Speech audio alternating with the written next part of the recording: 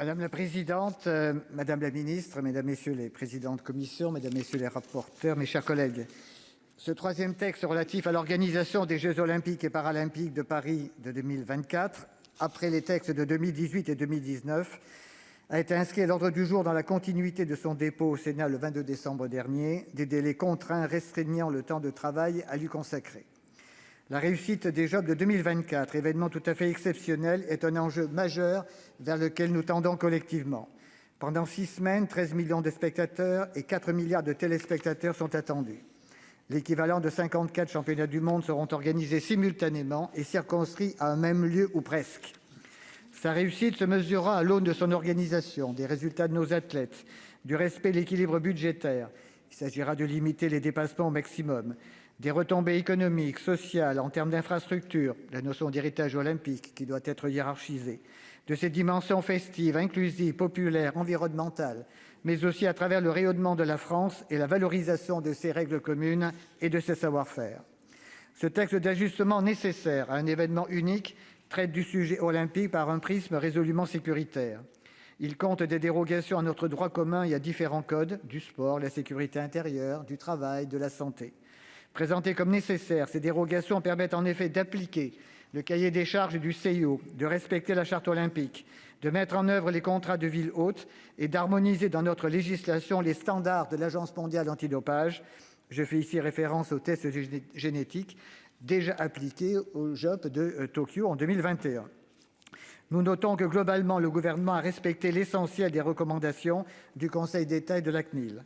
Parallèlement, le projet de loi regroupe tout un ensemble de dispositions pérennes ou amenées à l'être, après expérimentation et/ou évaluation, et qui dépassent largement notre sujet olympique en s'appliquant potentiellement à des manifestations récréatives, sportives et culturelles ayant lieu avant et après 2024, Coupe du monde de rugby 2023, concerts, festivals, etc. Les décrets d'application définissant la nature des événements concernés ou les seuils retenus seront l'objet de notre particulière attention. C'est en ce point que réside la dimension post-olympique du texte, absente d'un intitulé réducteur bien que précisé en commission. Concernant l'aspect sécuritaire du débat, il apparaît que les enseignements, suite aux incidents survenus lors de la finale de la Ligue des champions au Stade de France le 28 mai dernier, aient été globalement tirés par les ministères concernés, la DIGES, la DIJOP. Cependant, 2 situations sensibles sont identifiées, la cérémonie d'ouverture et le parcours de la flamme olympique dans le pays.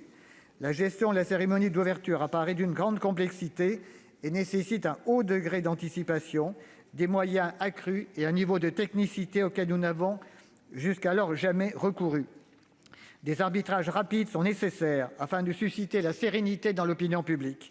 Ces choix stratégiques intègrent également la gestion des risques d'atteinte aux personnes et aux biens et la politique de la délinquance du quotidien aux abords des sites accueillant des compétitions et qui pourraient menacer le caractère paisible de l'événement.